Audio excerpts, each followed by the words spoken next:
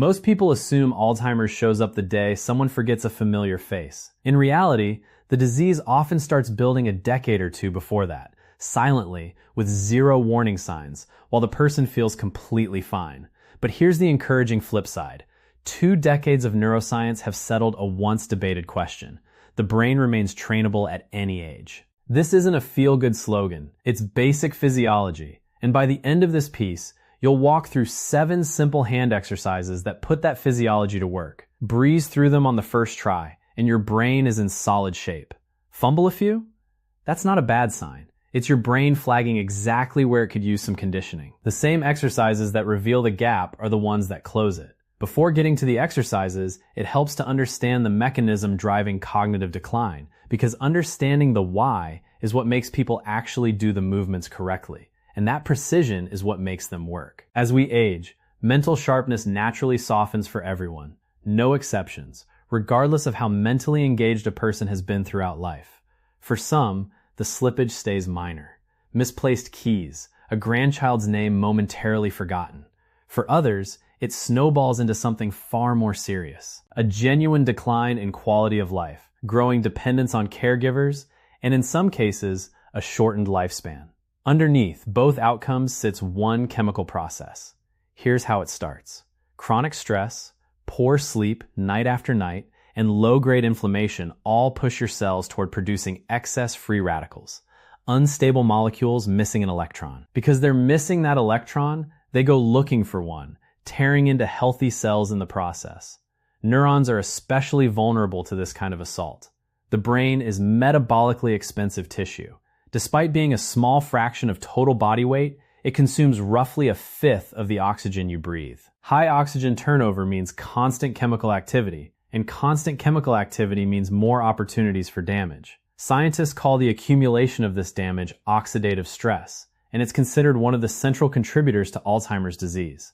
The damage plays out inside the neuron's mitochondria, the small structures that generate the cell's energy supply. Free radicals degrade these energy-producing structures. Once mitochondria falter, the neuron is effectively starved, and it begins a slow, quiet decline. Crucially, all of this unfolds long before any symptom appears. A person can feel entirely normal while this breakdown has already been underway for years. So when fatigue sets in, or brain fog rolls through, or you walk into a room and blank on why, that isn't the beginning of the process. It's already the middle of it.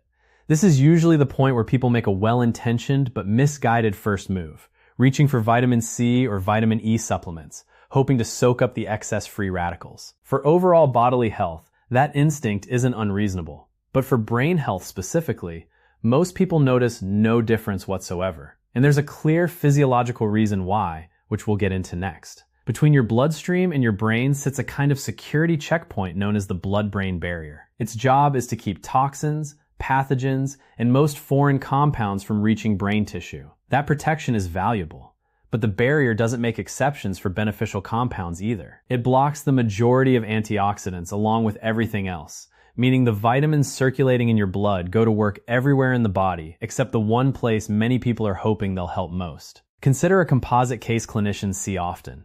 Call him a man in his 50s who's diligently taken vitamin C and vitamin E for years after reading. They help slow aging. Those supplements may well be doing something useful for his general health, but when he tells his doctor he hasn't noticed any change in his memory or focus, he isn't wrong to feel that way. He's not imagining anything. The antioxidants are working in his bloodstream. They simply never cross the barrier into the brain tissue where he'd hoped for a boost. It's not that the vitamins are worthless. It's that brain tissue plays by different rules entirely. That's exactly why researchers have been hunting for compounds that actually cross that barrier. One that has drawn scientific attention is rosmarinic acid, a plant-derived polyphenol found in rosemary, sage, mint, and related herbs. Early research suggests it may ease anxiety somewhat and provide a modest boost in perceived energy.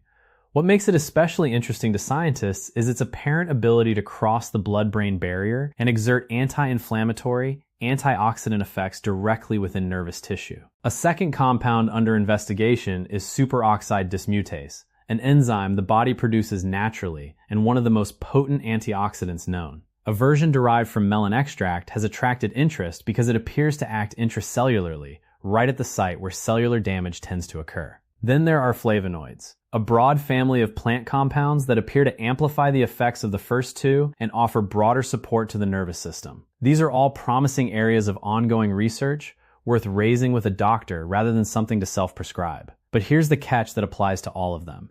Antioxidants only protect what already exists. They slow the damage. They don't build anything new. If the goal is a brain that actively improves rather than one that simply avoids further decline, something else is required entirely, a genuine workout.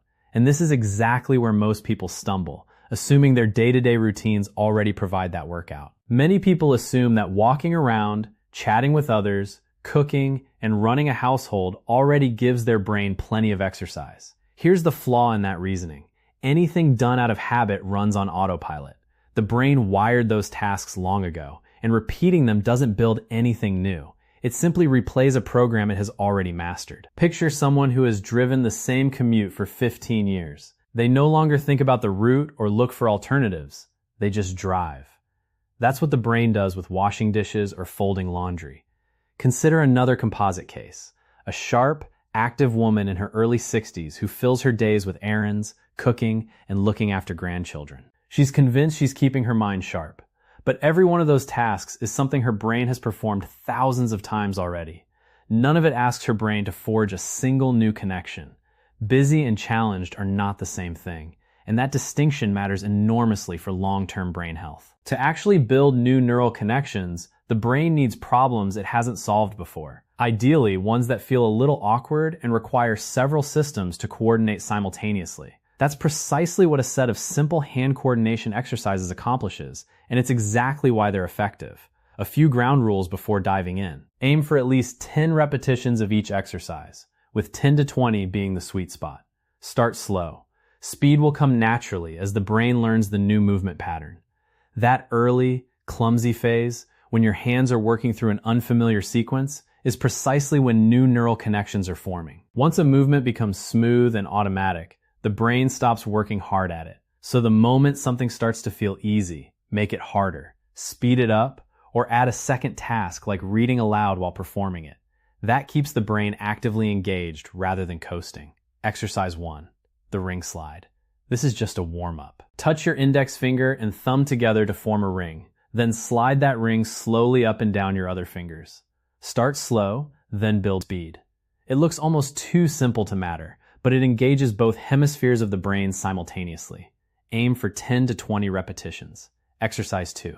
Fist and palm. Lay one hand flat, palm down, on a table or your knee. Form the other hand into a fist standing upright on top of it. Switch both positions at the same time. Flat becomes fist, fist becomes flat. Go slow first, then pick up the pace, prioritizing clean, accurate switches over speed. Aim for at least 10, ideally 20. Exercise 3. Nose and ear. One hand grabs the tip of your nose. The other reaches across to grab the opposite ear. Clap, then switch. The opposite hand goes to your nose, the other to the other ear. It looks like a playground game, and in a sense it is, but there's real neuroscience behind it. To pull it off, the brain must hold your hand's current position in working memory while simultaneously planning the next move. Research in cognitive neuroscience has shown that this kind of task switching activates the prefrontal cortex, the region responsible for working memory and planning, and notably one of the first areas affected as dementia progresses. Aim for 10 repetitions. Exercise 4. Tap and rub. One hand pats the top of your head while the other rubs your belly in slow circles. Once you've got the rhythm, switch hands. Neurological rehabilitation specialists frequently rely on tasks like this one, and here's the interesting part. That frustrating moment when the two movements refuse to cooperate is exactly when the brain is forging new connections hardest. The struggle isn't failure. It's the entire point.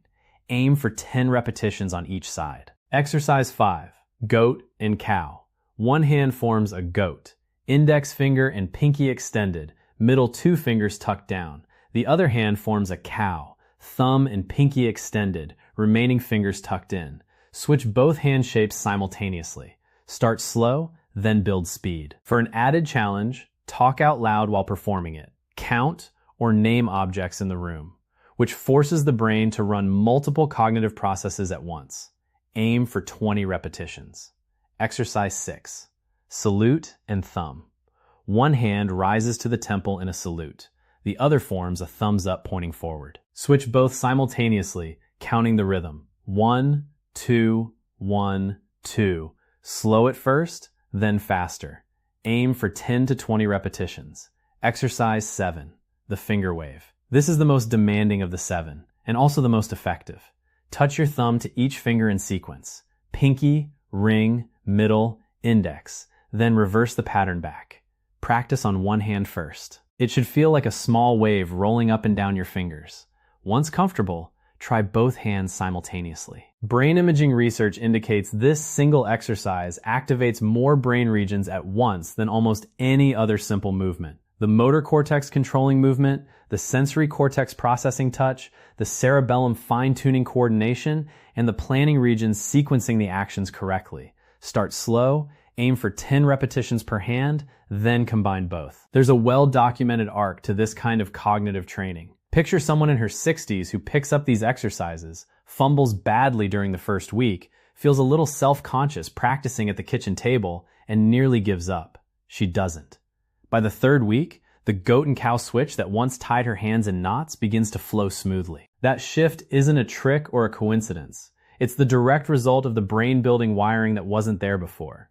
Here's a related pattern worth knowing. The later in life someone starts this kind of training, the lower their starting cognitive reserve tends to be. Cognitive reserve is essentially the brain's safety margin, the buffer that helps protect against dementia, even as some underlying changes are already quietly taking place. After age 50, that buffer tends to thin out noticeably faster than it did in earlier decades, which is part of why starting sooner rather than later carries real value. Bringing it all together. Alzheimer's and dementia don't appear out of nowhere. They build gradually over years, which means there are years available to push back against them. The brain forms new connections when given unfamiliar problems to solve, and the 7 exercises outlined above are exactly that kind of challenge. The commitment required is modest, about 15 minutes, a few times a week. Give it a couple of months, and many people report real, tangible shifts, faster mental gear changes, longer lasting focus, and hands that no longer trip over each other the way they once did. Is this worth raising with a neurologist or primary care doctor?